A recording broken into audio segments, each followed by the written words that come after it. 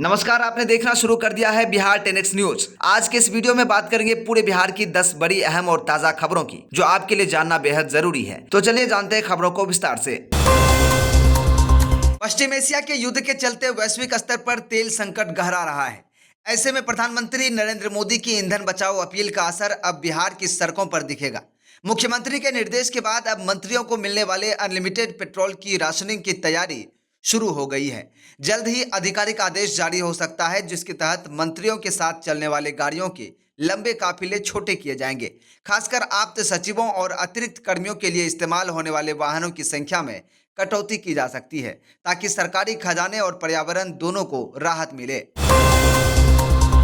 बिहार के नवनियुक्त स्वास्थ्य मंत्री निशांत कुमार इन दिनों काफी सक्रिय नजर आ रहे हैं। वे न केवल अपना मंत्रालय संभाल रहे हैं, बल्कि अपने पिता नीतीश कुमार के राजनीतिक जनाधार को भी सींचने में जुट गए हैं। हाल ही में उन्होंने अपनी सद्भाव यात्रा पश्चिमी चंपारण से शुरू की, जो नीतीश कुमार की राजनीतिक परंपरा का हिस्सा रही है।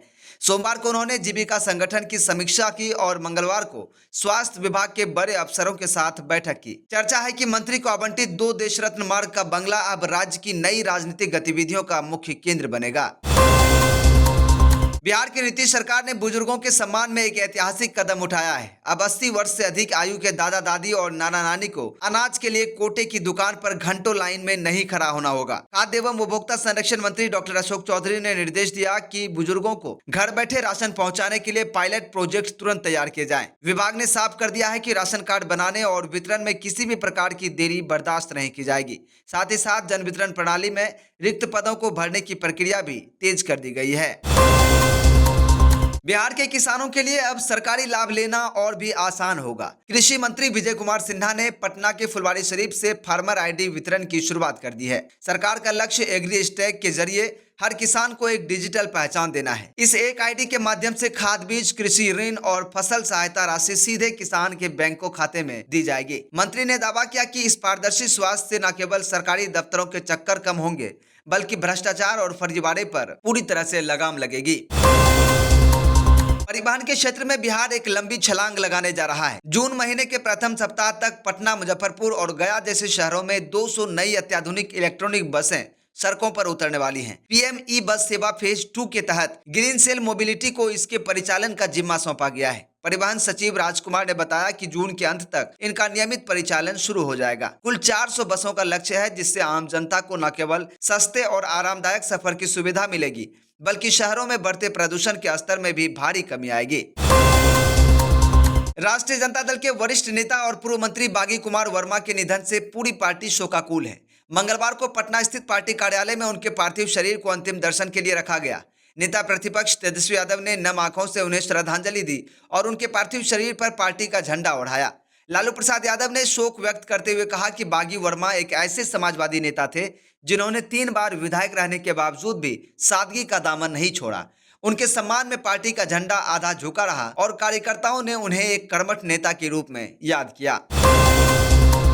बिहार के डीजीपी विनय कुमार ने महिला पुलिसकर्मियों को 2 टूक शब्दों में चेतावनी दी है कि एक कार्यशाला के दौरान उन्होंने कहा कि वर्दी और हथियार सेवा के लिए हैं, जनता पर रौब दिखाने के लिए नहीं। मोतिहारी में एक महिला थानेदार के भ्रष्ट आचरण का जिक्र करते हुए उन्होंने तीखी टिप्पणी की। अगर भ्रष्टाचार करना है तो वर्दी उतारकर घर पर खाना बनाएं। डीजीपी ने स्पष्ट कर दिया है कि पुलिस का काम पीड़ितों को न्याय देना है, न कि उन्हें डराना। उन्होंने सभी जिला कप्तानों को निर्देश दिया है कि दुर्व्यवहार करने वाले कर्मियों पर सख्त विभागीय कार्रवाई की जाए। नीट यूजी 2026 परीक्षा के रद्द होने के बाद देश भर के छात्रों में आक्रोश है और अब इस पर राजनीति भी गर्मा गई है। तेजस्वी यादव ने इस मुद्दे पर केंद्र सरकार और एनटीए को आड़े हाथों लिया है। उन्होंने कहा कि 23 लाख छात्रों के भविष्य के साथ बार बार खिलवाड़ किया जाना एक राष्ट्रीय अपराध है। तेजस्वी ने सवाल उठाया कि आखिर बार बार पेपर लीक क्यों हो रहे हैं? क्या सरकार के पास इतनी प्रशासनिक क्षमता भी नहीं है कि वह एक पारदर्शी परीक्षा करा सके? उन्होंने मांग की है कि इस पूरे मामले की जवाबदेही तय की जाए और छात्रों को हुए मानसिक और आर्थिक नुकसान की भरपाई हो। राजधानी पटना के नागरिकों के लिए 14 मई की शाम काफी महत्वपूर्ण है। प्रशासन शाम 7 बजे एक ब्लैकआउट मॉक ड्रिल करने जा रहा है। जिलाधिकारी डॉक्टर त्यागरंजन एसएम ने नागरिकों से अपील की है कि जैसे ही 2 मिनट का सायरन सुनाई दे, वे अपने घरों और दुकानों की बत्तियां बंद कर दें। यह ड्रिल हवाई हमले जैसे आपातकालीन स्थितियों में नागरिक सुरक्षा और एनडीआरएफ जैसे एजेंसियों के बीच तालमेल को परखने के लिए की जा रही है। प्रशासन ने लोगों से पैनिक न होने और किसी भी अफवाह पर ध्यान न देने की गुजारिश की है। बिहार में भीषण गर्मी और उमस का दौर अब थमने वाला है। मौसम विभाग ने अगले 48 घंटों में राज्य के पूर्वी और उत्तरी हिस्सों जैसे पूर्णिया, कटिहार और किशनगंज में तेज बारिश और वज्रपात का अलर्ट जारी किया है। 50 से 60 किलोमीटर की रफ्तार से चलने वाली आंधी लोगों को गर्मी से राहत तो देगी, लेकिन किसानों के लिए यह चिंता का विषय हो सकती है। वैज्ञानिकों के अनुसार बंगाल की खाड़ी से आ रही नमी और पश्चिमी विक्षोभ के कारण यह बदलाव हो रहा है। मौसम विभाग ने लोगों को बिजली चमकाने के दौरान पेड़ों और बिजली के खंभों से दूर रहने की सलाह दी है। तो दोस्तों, ये थी आज की पूरे बिहार की 10 बड़ी और ताजा खबरें।